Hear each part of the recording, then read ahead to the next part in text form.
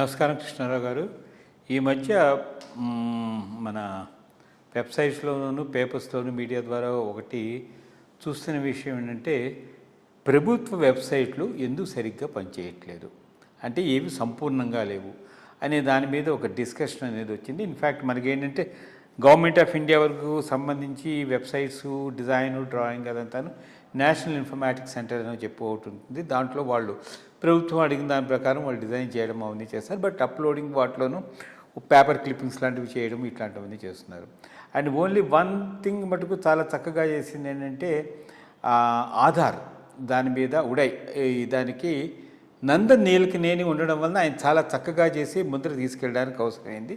In fact మన even ఎందుకంటే government of India కానీ ఎవరైనా సరే వెళ్ళేది కొటేషన్స్ను టెండర్స్ ప్రకారం పోతారు. ఎవరైతే లోయెస్ట్ దీనికి ఇది చేస్తారో అందులో గవర్నమెంట్ ఆఫీసర్స్ కూడా ఏంటంటే భయము, వీటిని అలాట్ చేసేటప్పుడు వాటి మీద ఏమైనా కరప్షన్ ప్రాక్టీసెస్ కానీ లేకపోతే నెగిటివ్ ఉందిగా, అందువల్ల వాళ్ళు రూల్ ప్రకారం పోతూ ఉంటారు. బట్ వాళ్ళు ప్రాపర్ ఇన్సైట్ తీసుకుని మొత్తం అంతా రీల్గా డెవలప్ చేయడం కూడా లేదు. మనం ఇదివరలో కూడా మనము ఈ ఇన్కమ్ ట్యాక్స్ రిటర్న్స్ ఫైల్ చేసేటప్పుడు సరిగ్గా లేకపోతే ఇది చేయడం అంటే ఒక మంచి నిష్ణాతులైనటువంటి ఆ వెబ్ డిజైనింగు తర్వాత కంటెంట్ రైటింగ్ అదంతా మంచి కంపెనీలో పోకుండా ప్రైస్ ఫ్యాక్టరీ మీద చూడడం వలన ఇవన్నీ కూడా ప్రాపర్గా డెవలప్ కావట్లేదు. ఇన్ఫ్యాక్ట్ ఈ ఆర్టిఫిషియల్ ఇంటెలిజెన్స్ వచ్చిన తర్వాత వీటి మీద చాలా ఇంపార్టెన్స్ పెరగాల్సింది.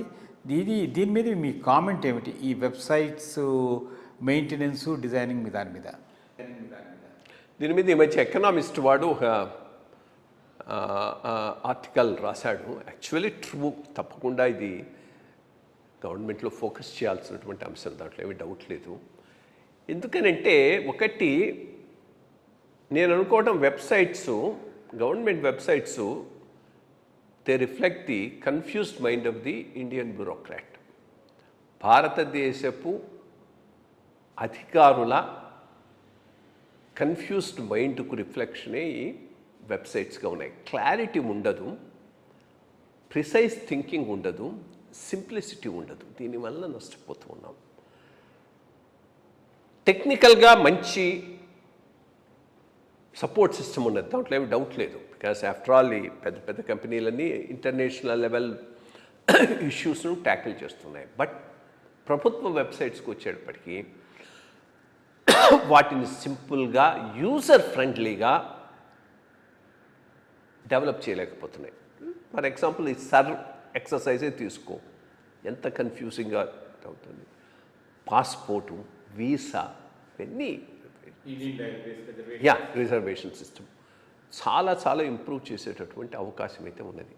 ఒకటి లోయెస్ట్ టెండర్ అనేది పాయింటే కానీ, బట్ ఒకటి ఈరోజు ఏ ప్రభుత్వ టెండరింగ్ ప్రాసెస్ అయినా 2 స్టేజెస్లో పోతున్నది. ఒకటి technical qualification, then lower tendering. So technical క్వాలిఫికేషన్లో రిజిడ్గా పెట్టి చేయగలిగితే ఆ పైన లోయెస్ట్ టెండర్లో కూడా you get the best people. So అదొకటే కాదు, బేసిక్గా it's a mindset problem of the Indian bureaucracy. దానివల్లనే మనం ప్రాబ్లంలో పడుతున్నామని నేను అనుకుంటున్నాను. మీరు చెప్పినట్టు బ్యూరోక్రసీలో కూడాను ఆ నాలెడ్జ్ ఉన్న బ్యూరోక్రట్ అయితే then he can contribute something. But బ్యూరోక్రట్కే దాంట్లో నాలెడ్జ్ లేకపోతే how he can manage the websites is also big question mark. ఏదో మంచి విషయం చెప్పారు. దీని మీద అయితే స్ట్రెంత్ చేయాల్సిన అవసరం అయితే ఉంది. మొన్న కూడా చూస్తున్నాను, ఇప్పుడు ఐఆర్సిటీసీ వాళ్ళు కూడాను ఇమీడియట్గా రిజర్వేషన్ కాకపోతే చాలామంది బ్లాక్లోనూ అవన్నీ తీస్తున్నారు. ఒక 1 or 2 monthsలో సింప్లిఫై చేస్తారని చెప్పి విన్నాము. సో మీరు అన్నట్టు మనకి మంచి ఈ వెబ్సైట్ డిజైనింగ్ను సింప్లిసిటీ ఆఫ్ యాక్సెసిబిలిటీ కూడా చాలా ఇంపార్టెంట్ అని అనుకుంటున్నాను. సో మంచి విషయాలు చెప్పారు. నమస్కారం.